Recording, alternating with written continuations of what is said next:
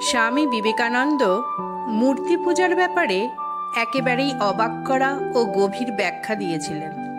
অনেকে তাকে প্রশ্ন করতেন, মূর্তি পূজা তো অন্ধবিশ্বাস, কাঠ পাথরে আবার পূজা কিসের? তখন স্বামীজি যুক্তি দিয়ে বোঝাতেন যে মূর্তি পূজা আসলে প্রতীক পূজা। এটি মানুষের চেতনা ও আধ্যাত্মিকতার বিকাশের সহায়ক। স্বামীজি বলতেন, তুমি যখন প্রিয়জনের কাছে চিঠি পাও, তখন কি সেই কাগজের টুকরোই তোমার কাছে প্রিয়, না তুমি সেই কাগজে প্রিয়জনের ভাব, ভালোবাসা, উপস্থিতি অনুভব করো? চিঠি ছিঁড়ে ফেললে তুমি কষ্ট পাও, কারণ তাতে প্রিয়জনের প্রতীক আছে। একইভাবে মূর্তি কোনো কাঠ বা পাথর নয়, এটি ঈশ্বরের প্রতীক। স্বামীজি প্রায়ই বলতেন, সাধারণ মানুষের মন বিমূর্ত জিনিসে ধরে না, তাই প্রতীক প্রয়োজন। মূর্তি সেই প্রতীক যা মানুষের অস্থির মনকে কেন্দ্রীভূত করে ঈশ্বর চিন্তায় স্থির করে। একবার পশ্চিমে কেউ তাকে বলেছিল, তোমরা কাঠ পাথরে পুজো করো, এটা হাস্যকর। স্বামীজি তখন তাকে উত্তর দিলেন, তুমি যখন পতাকা সালাম করো, তখন কি শুধু কাপড়ের টুকরোকে প্রণাম করছো, না তুমি জাতির শক্তি ও গৌরবকে সম্মান দিচ্ছ? তেমনি আমরা মূর্তির মাধ্যমে ঈশ্বরকে পূজা করি। মূর্তিতে ভক্তের আন্তরিক ভক্তি, অনুভূতি ও বিশ্বাস মিশে যায়। তখন সেই মূর্তি আর সাধারণ কাঠ বা পাথর থাকে না, সেটি ভক্তির শক্তিতে জীবন্ত হয়ে ওঠে। স্বামীজির মতে মূর্তি পূজা কোনো অন্ধবিশ্বাস নয়, বরং মানুষের আধ্যাত্মিক জীবনের এক বৈজ্ঞানিক ধাপ। এটি মনকে প্রশিক্ষিত করে, ঈশ্বরকে স্মরণ করায় এবং ধীরে ধীরে ভক্তকে অমূর্ত ব্রহ্মচিন্তায় পৌঁছে দেয়। পশ্চিমে বক্তৃতার সময় একজন খ্রিস্টান পাদ্রী স্বামীজিকে বললেন, তোমরা হিন্দুরা মূর্তি পূজা করো, এটা অন্ধকারাচ্ছন্ন কুসংস্কার।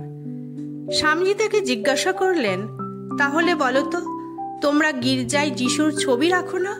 ক্রুশে কি প্রার্থনা করো না? ওগুলো কি কাঠ আর লোহা নয়? পাদ্রী যখন চুপ করে গেলেন, স্বামীজি বললেন, আমাদের মূর্তিও একইভাবে প্রতীক। আমরা কাঠ পাথর পূজা করি না, ঈশ্বরকে স্মরণ করি প্রতীকের মাধ্যমে। এক শিষ্য স্বামীজিকে প্রশ্ন করল, স্বামীজি, মূর্তিতে তো প্রাণ নেই, তবুও কিভাবে মানুষ এত ভক্তিভরে পূজা করে? স্বামীজি তখন তাকে বললেন, মূর্তি নিজে কাঠ বা পাথর, কিন্তু ভক্ত যখন আন্তরিক ভক্তি ঢেলে দেয়, তখন মূর্তি প্রাণ পায়। তুমি যদি অদ্ভুত ভালোবাসা দিয়ে মায়ের ছবি দেখো, তখন ছবিটি তোমার কাছে জীবন্ত হয়ে ওঠে। মূর্তিটিও তাই।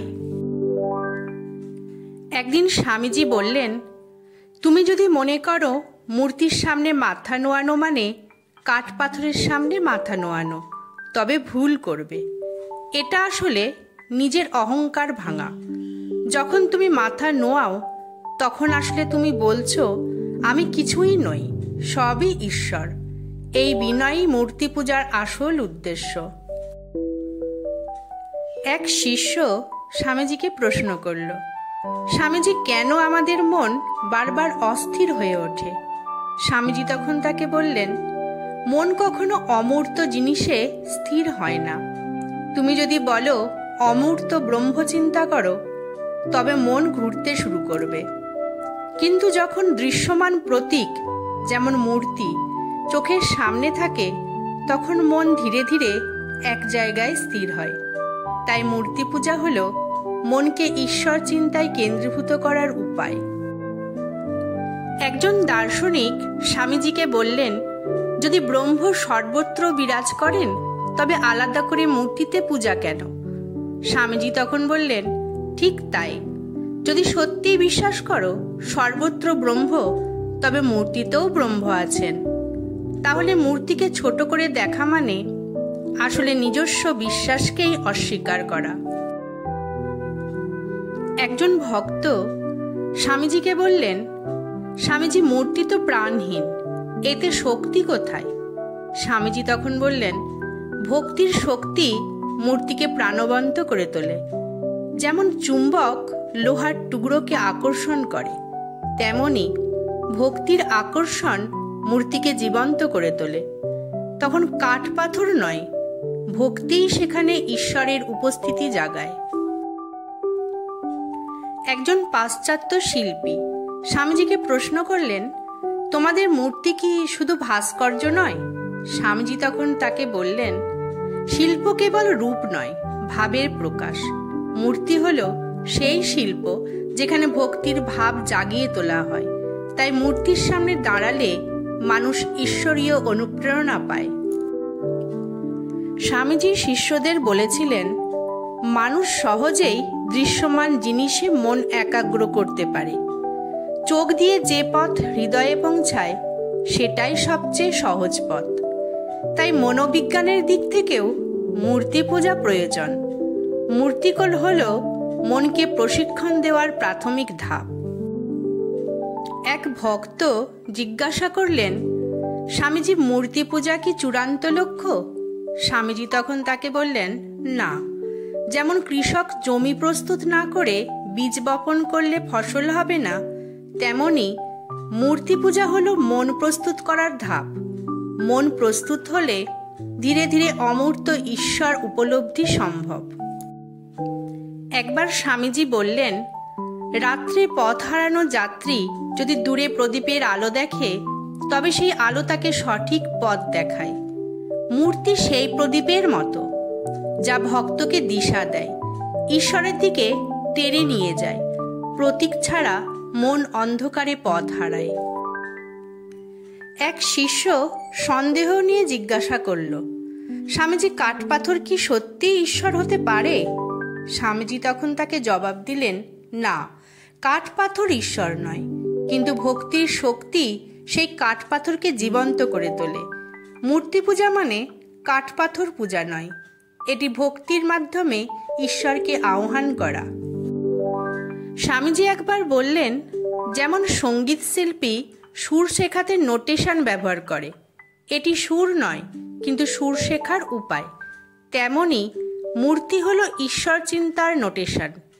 মূর্তির সাহায্যে ভক্ত ধীরে ধীরে অমূর্তের সুর ধরতে পারে। একজন ভক্ত স্বামীজিকে বললেন, মূর্তিকে কি সত্যি জীবন্ত ভাবা যায়? স্বামীজি তখন বললেন, ছোট্ট শিশু যখন মায়ের কাপড় জড়িয়ে ঘুমায়, তখন সে কাপড় নয়, মায়ের উপস্থিতি অনুভব করে। তেমনি ভক্তও মূর্তিতে কাঠ পাথর দেখে না, অনুভব করে ঈশ্বরের উপস্থিতি। একদিন স্বামীজি বললেন, মূর্তি হলো দর্পণের মতো, তুমি যেভাবে দাঁড়াও সেটাই প্রতিফলিত হয়। ভক্ত যখন প্রেম, ভক্তি আর শ্রদ্ধা নিয়ে মূর্তির সামনে দাঁড়ায়, তখন সেই মূর্তি তার অন্তরের অনুভূতিকে প্রতিফলিত করে। তাই মূর্তি পূজা ভক্তির গভীর প্রকাশ। একজন ভক্ত স্বামীজিকে প্রশ্ন করলেন, মূর্তির সামনে প্রণাম করলে কি সত্যি ঈশ্বরের কাছে প্রার্থনা পৌঁছায়? তখন স্বামীজি খুব সুন্দরভাবে ব্যাখ্যা দিলেন, তুমি যখন বন্ধুকে চিঠি পাঠাও, তখন চিঠি খামের ভিতর দিয়ে যায়। খামটি আলাদা হলেও সেটিই চিঠিকে পৌঁছে দেয়। তেমনি মূর্তি হলো খামের মতো, প্রার্থনা তার মাধ্যমে ঈশ্বরের কাছেই পৌঁছে যায়। স্বামীজি বললেন, যেমন বড় নদী পার হতে হলে সেতু দরকার হয়, তেমনি সীমাহীন ঈশ্বর চিন্তায় প্রবেশ করতে হলে মানুষের মনকে প্রথমে একটি সেতুর প্রয়োজন। মূর্তি সেই সেতু, যার মাধ্যমে মানুষ ভক্তির অপর প্রান্তে পৌঁছতে পারে। এক শিষ্য স্বামীজিকে বললেন, প্রভু অমূর্ত ঈশ্বরকে কি মূর্তিতে ধরা যায়? তখন স্বামীজি তাকে বললেন, সূর্যের আলো যখন কাঁচের টুকরোর মধ্য দিয়ে যায়, তখন কাঁচে রঙিন কিরণ দেখা যায়। অমূর্ত সূর্যকেও আমরা সেখানে মূর্ত আকারে দেখতে পাই। তেমনি ঈশ্বর অমূর্ত হলেও মূর্তির মাধ্যমে তিনি ধরা দেন ভক্তকে। স্বামীজি একবার বললেন, মানুষ প্রিয়জনের ছবি ঘরে রাখে, ছবিকে ফুল দেয়, তার সামনে দাঁড়িয়ে কাঁদে। তখন সে কাঠ বা রং দেখে না, অনুভব করে প্রিয়জনের উপস্থিতি। তেমনি ভক্ত মূর্তির সামনে দাঁড়িয়ে ঈশ্বরকে অনুভব করে। আবারও একজন ভক্ত স্বামীজিকে বললেন, মূর্তি তো কাঠ, পাথর বা ধাতুর, এতে ঈশ্বর থাকেন কিভাবে? স্বামীজি তাকে সুন্দরভাবে ব্যাখ্যা দিয়ে বললেন, বইয়ের মলাট কাগজের হলেও তার ভিতরে থাকে জ্ঞান। মলাটকে অবজ্ঞা করলে জ্ঞানও অপ্রাপ্য হয়। তেমনি মূর্তি বাহ্যিক হলেও এর মাধ্যমে ভক্ত ঈশ্বরকে পায়। এক শিষ্য স্বামীজিকে বললেন, মূর্তি কি শেষ পর্যন্ত প্রয়োজনীয়?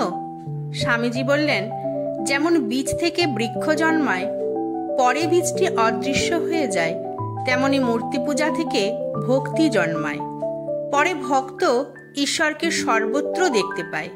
তখন মূর্তি ছাড়াই ঈশ্বর উপলব্ধি হয়। স্বামীজি বললেন, নদীর জল শেষ পর্যন্ত সমুদ্রে মেশে, তেমনি মূর্তি পূজা মানুষকে ঈশ্বরের অসীম সাগরে নিয়ে যায়।